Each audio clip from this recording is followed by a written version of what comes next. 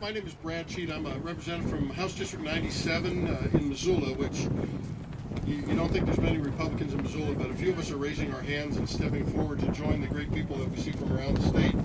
And on behalf of Senator Albert Olszewski and members of the Senate who could not be here because they are in session, I want to welcome you to this Tax Day event. Tax Freedom Day for Montana arrived last Thursday, supposedly on the 11th. For the U.S. it's tomorrow. But either way, it's been far too many days that working Americans have had to pay for the outrageous growth in government. Those of us present today are here to voice our objection to those ideologies that would take Montana further down the path toward socialism. And to echo what President Trump said in his State of the Union event, Montana, like the U.S., will never become a socialist state. We've been told that paying for government is our responsibility, that somehow the government that we're given is something that we're forced to pay for. Well, I believe that what we're paying for is far less government than what it's costing us. That's right. And I say that when paying for government usurps the freedoms proffered to us in our Declaration of Independence, life, liberty, and the pursuit of happiness, that's where it ends. So we gather here today to proclaim our God-given rights to espoused to us in both the U.S. and Montana constitutions. We reject any effort to create a godless, government-imposed, socialistic society that creates servants rather than citizens, slaves rather than free men. So we appreciate your time, energy, and efforts to join us in the cause to prevent the everyday citizen from Montana from being forced into a life of servitude by an oppressive state. And with that, I'm going to allow the members who are here, because we have meetings going on, we have caucuses going on, we have committees going on, so those who are here represent the body of the conservatives within the Republican Party, both in the House and Senate. Unfortunately, the House is not present, so I will let the next speaker, either Representative Gunderson or Representative Skis, take over. All right, folks, hopefully if you hadn't had any coffee, it's my job to wake you right up. You guys ready? What are we here to fight? Socialism. How are we going to fight it? One bill at a time. The bill we're dealing with today is House Bill 658. There's some really scary mechanisms behind this. It's not that the Republicans are against the Medicaid.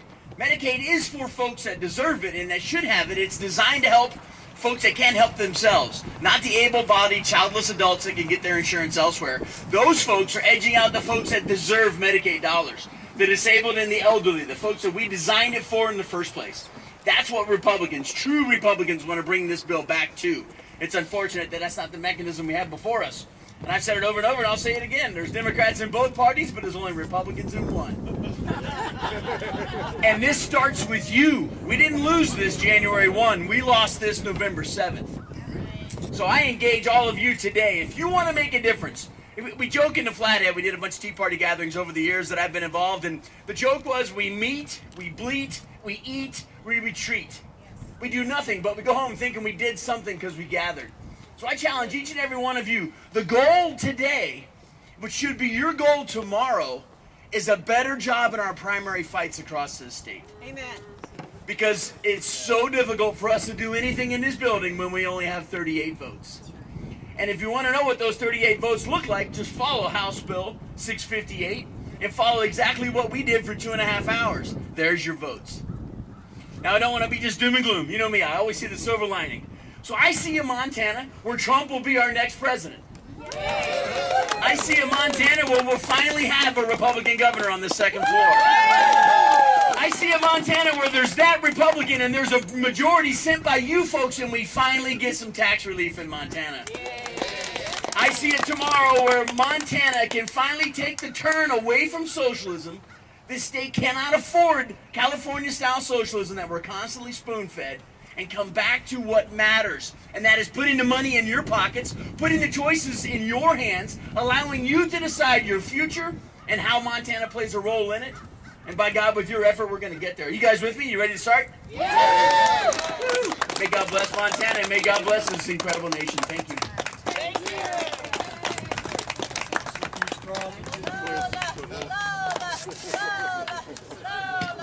Are you number one fan? Thank you. I know you are, Garnett. Thank you for being here.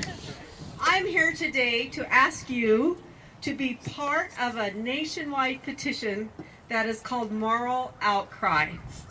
This petition argues, based on the law of judicial precedents, that Roe v.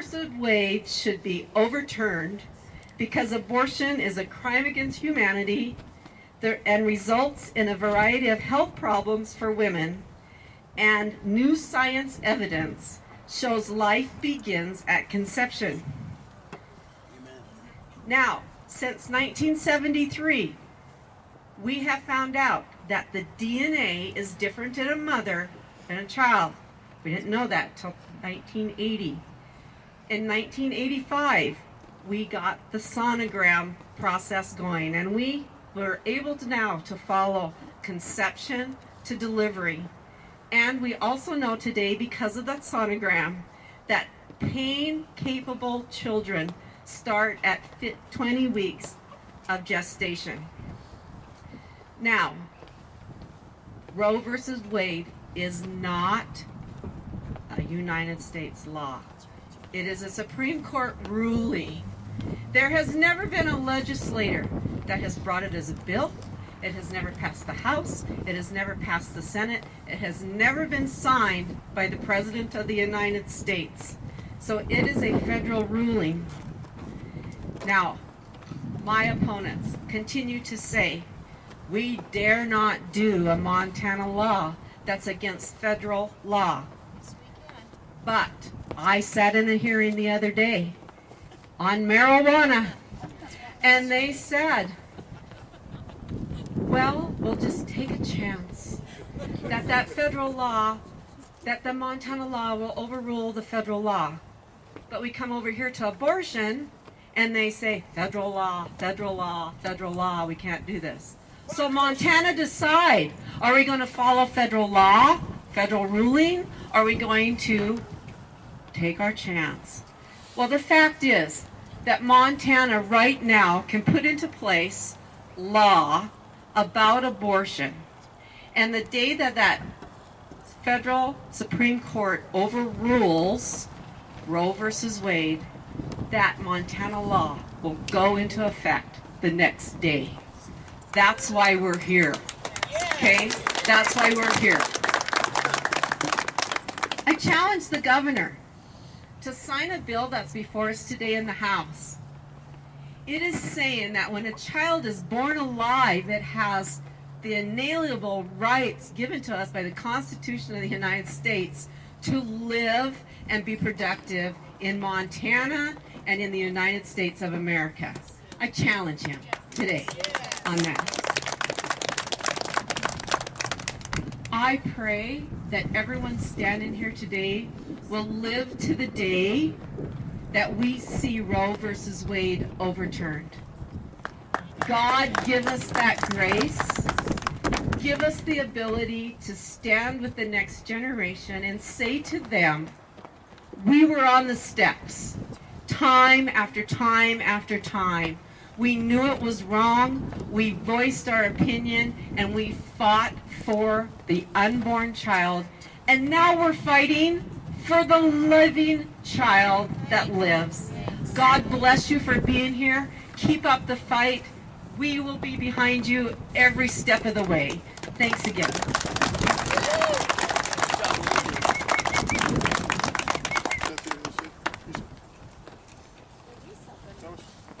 Anything you want to add? I've got some figures on tax day. Yeah. Ready for it? We're ready.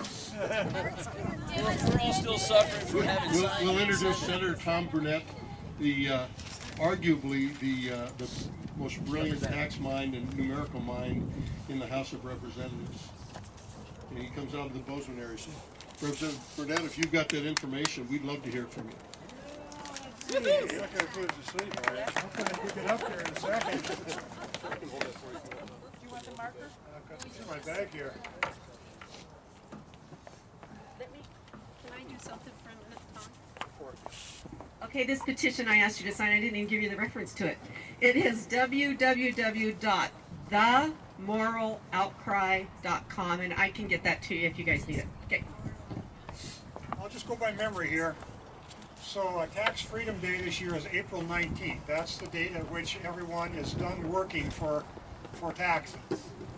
And that varies every year. federal spend this year is $900 billion more than its take. And in the state budget, we have a budget of about $5 billion in House Bill 2. 40% of that, $2 billion, comes to us via the federal government, all the taxpayers that pay to the federal government, some of which are we. 40% of House Bill 2, $2 billion, is federal funds. But this year they're borrowing 20% of that. So 20% of 40%, 8% of what we spend in Montana is a borrowed federal dollar. So you're doing your part to pay your taxes, and we appreciate it, because nothing that we spend up here, except in a very small degree, is for our own money. It's your money. In fact, I have kind of a humorous figure is 28% of Democrats think the government's got its own money. But before you get too carried away with that, 27% of Republicans think the government's got its own money too. That's an AOC position. And I'll just end with a kind of a joke. A father's talking to his son the day before the son's wedding, and he says, to be happy in your marriage, you need to learn to say 3 things. I'm sorry, I love you, and we can't afford that. We need to say that more up here, don't we? Okay. Some of us.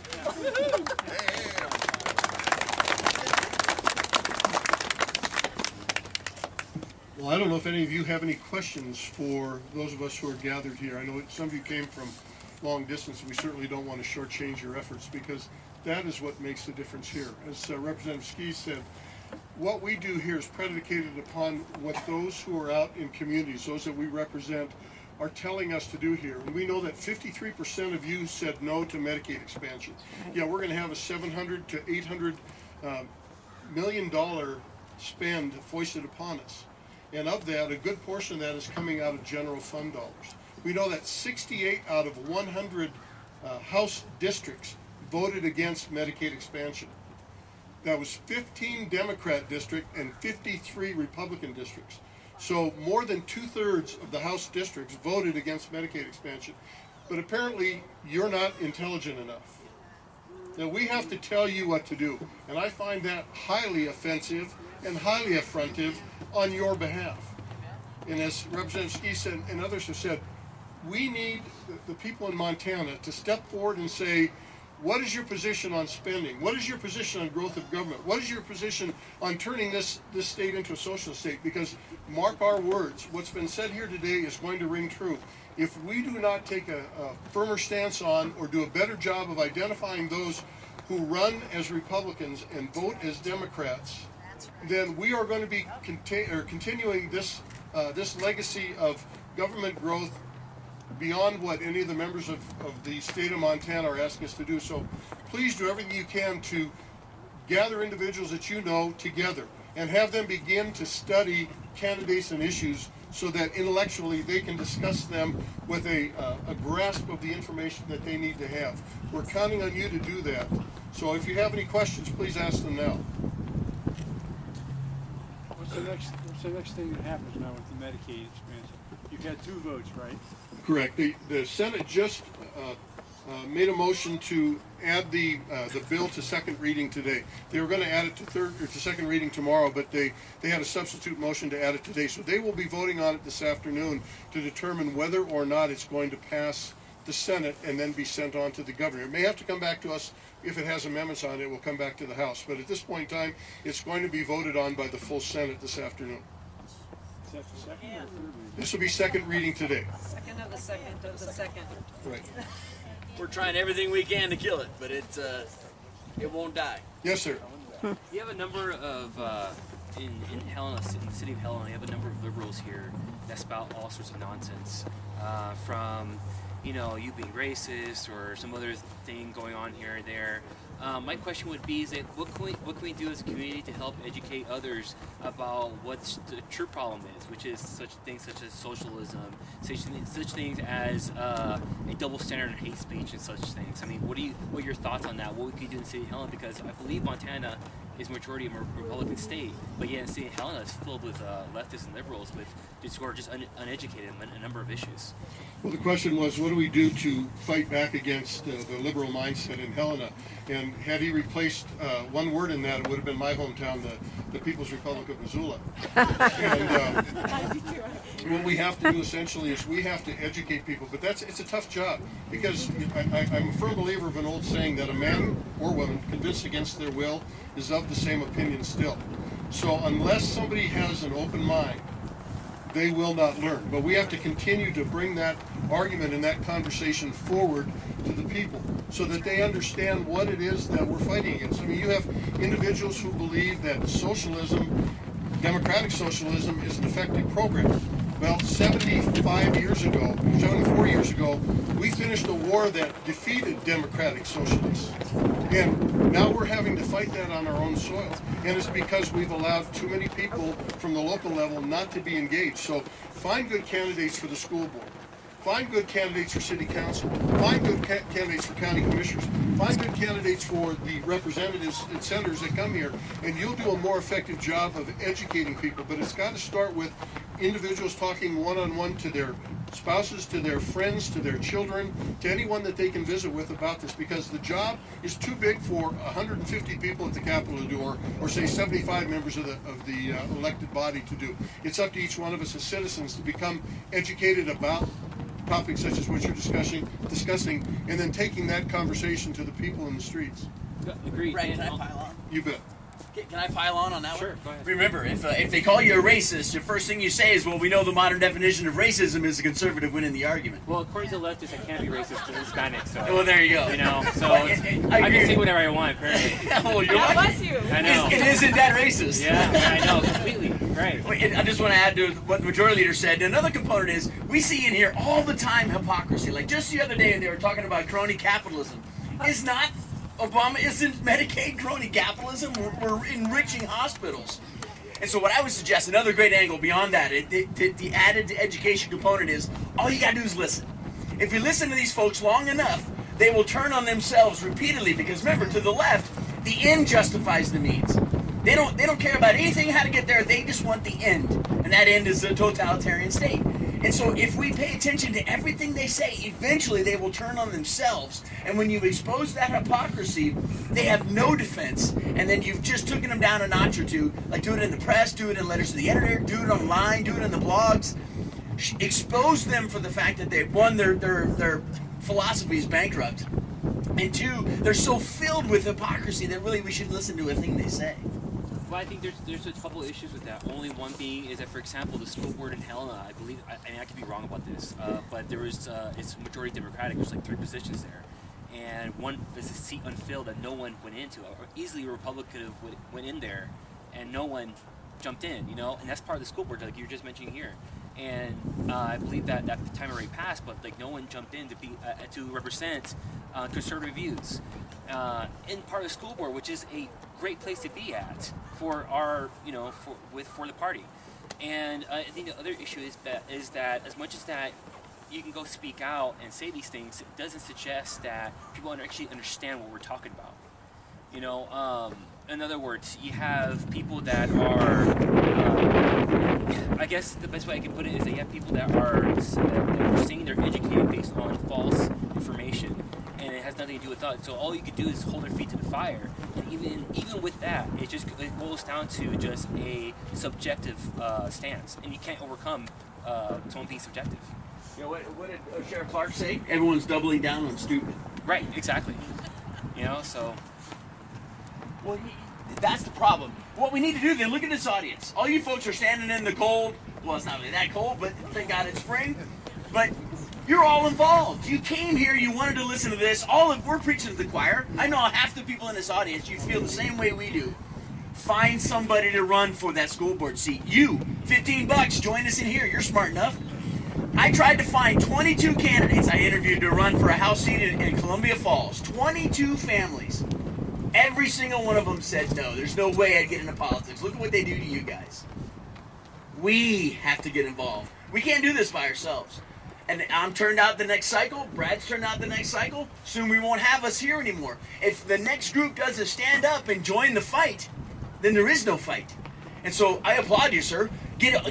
Next election, let's get ahead of it 2 or 3 months. Let's identify some folks that can run for that school board seat, and let's vet them, and let's get them supported. Let's knock doors, let's drop off literature, and let's get them on the board. And that's the problem, is it just takes effort. Remember, meet, bleat, eat, retreat. You guys did nothing today unless you do something tomorrow.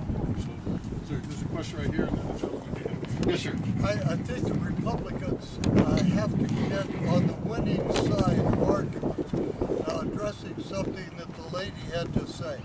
I personally am for abortion. I feel that a decision on abortion should be between a woman and her doctor. There's a lot of women that shouldn't be mothers, that don't want to be mothers, and we shouldn't force them to keep a child. I do agree that a child that's born alive should be kept alive. Why aren't we on that side of the argument and forget the Roe versus Wade? We've got to quit shooting ourselves in the foot if we want to attract voters. And being ideologically pure is nice, but we can't afford it.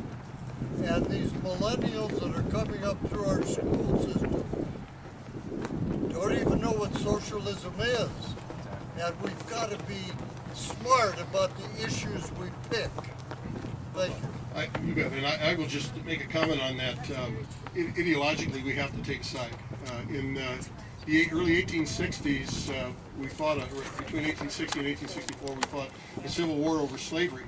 And there were some who believed that it was okay to own a person and others that did not. And it was a big ideological divide. Perhaps the biggest preceding Roe v. Wade. And Abraham Lincoln made an interesting quote during that time, and he said the following: "There is no law that can be written that can make something right out of something that is wrong." So my belief is, if people want to be pro-choice, they need to be pro-choice before they have sex.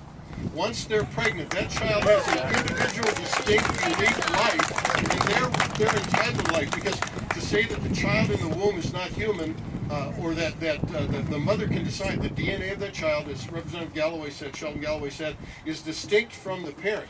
The parent is not the vehicle. The child is the parent is a vehicle that's being driven by the child. When mothers go out and say, "God, I have this craving for salt," you know what it is? The baby's taking all the sodium out of their body and they need to have it replaced.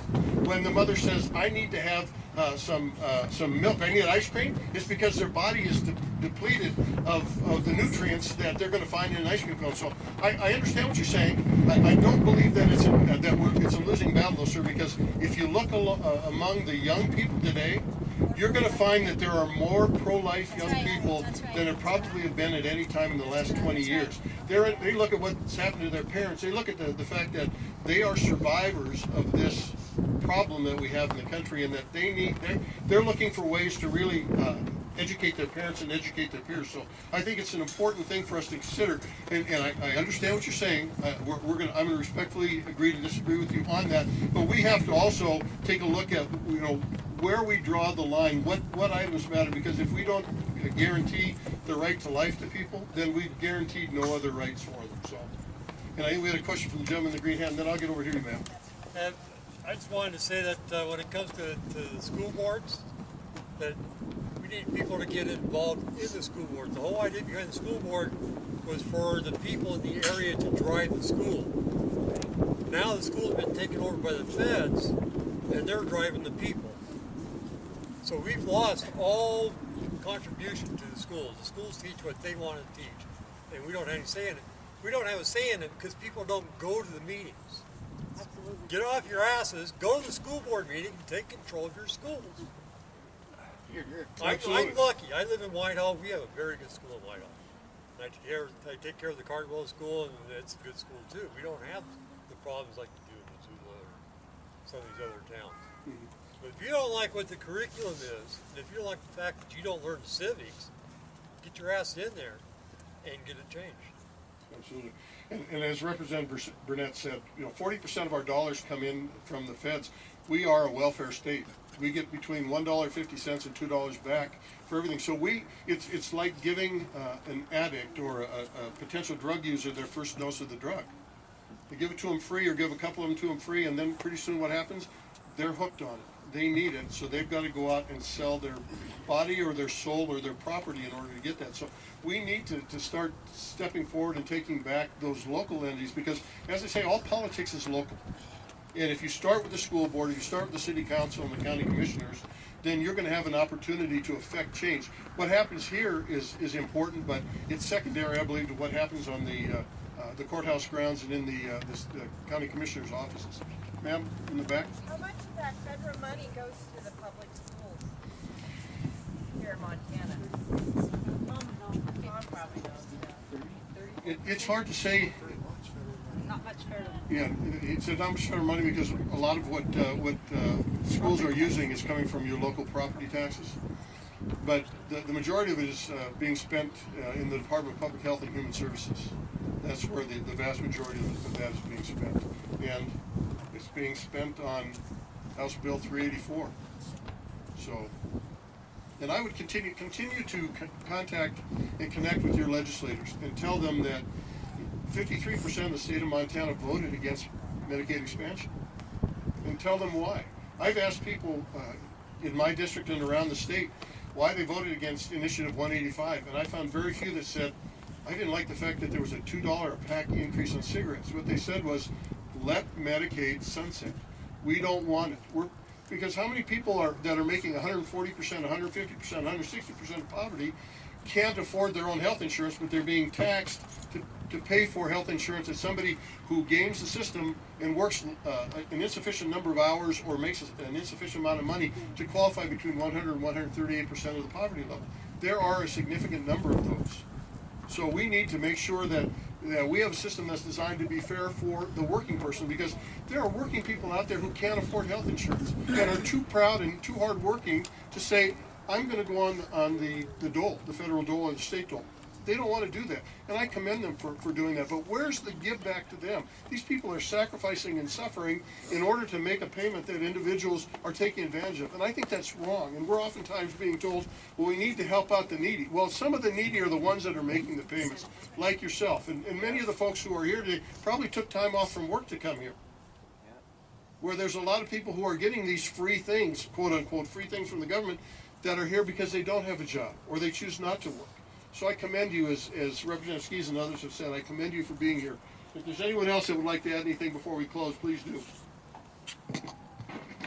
So I am an employer of a fast food place that has very delicious ice cream. And I just want to show you an incident that I'm dealing with. You know, employees is probably the #1 thing that businesses deal with today in Montana, trying to find employees. And I go through a lot of them. I actually had a stack this thick of young kids that did not cash their checks this year. I have a payroll service, and they give me back those checks after 6 months. They did not cash their checks. So here's my recent situation. I give some of my good employees 40 hours a week a raise. Guess what? They came back to me and said, I put them above that poverty line, and now they're giving me 32 hours a week instead of 40. I'm not just fighting other burger joints and ice cream joints. I'm fighting the federal government right now. So I came as a legislator with a bill draft saying, let's fix this. And when I went to my drafter, I found out that because we live in Montana under so many federal mandates that we can't do a whole lot about that issue. My idea was, and I'd like to share this with you because I need some solutions, you need some solutions to this.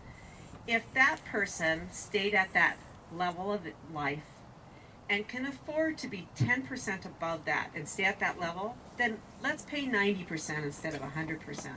And when they go to the next pay raise and they can be at 30%, let's pay 70%. But right now with federal mandates, it's all or nothing. And so us employers in the state of Montana are stuck in that. My city keeps crying, everyone lives under poverty. You're making them live under poverty because of those mandates. We need to change something, we need to get it right, and we need to help those people. These are people that are good workers, but they feel trapped.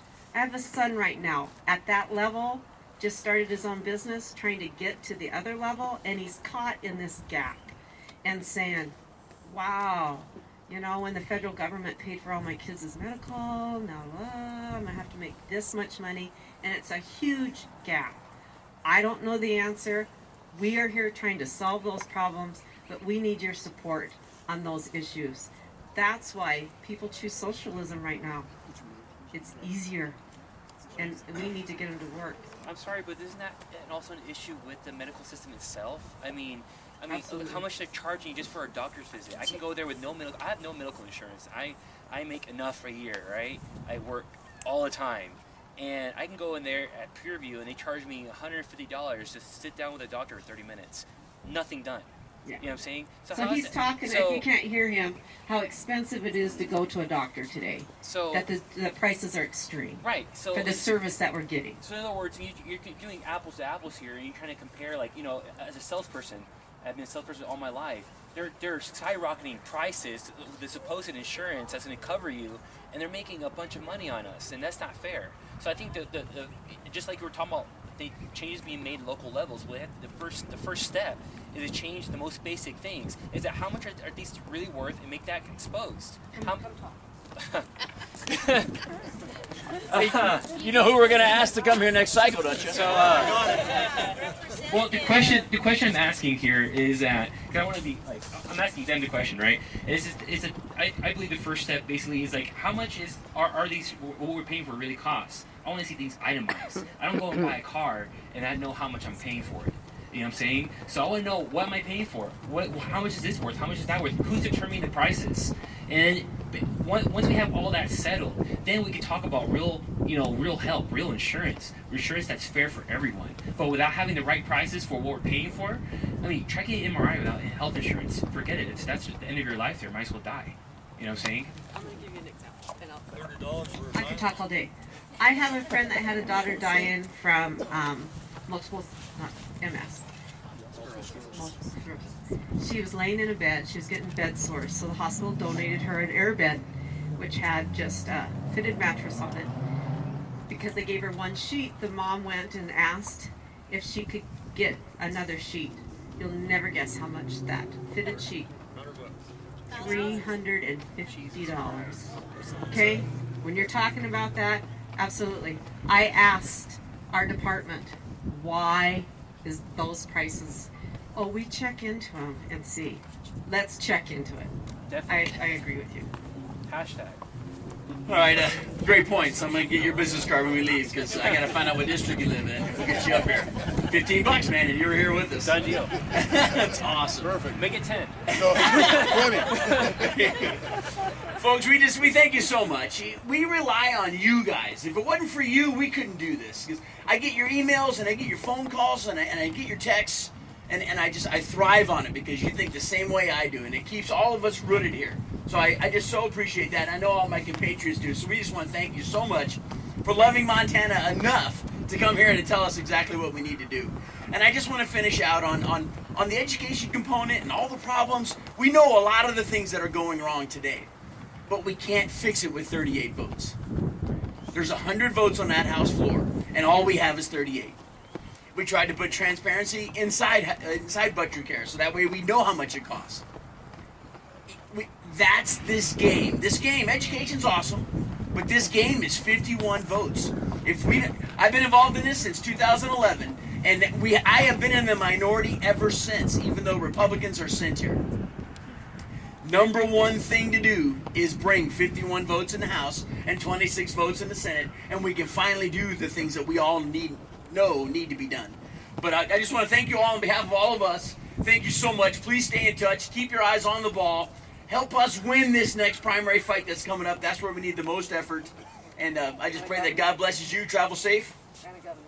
And a governor. No doubt. Well, one thing you should do is the rhinos, get them out, publicize them, criticize them, because we can vote Republican all along, and you see what happens after the first coffee break. That's right. And I happen to love rhinos, and so I don't call them rhinos anymore. I call them undocumented Democrats. Good, I like that one. May God bless you all. Thank you so much for coming out.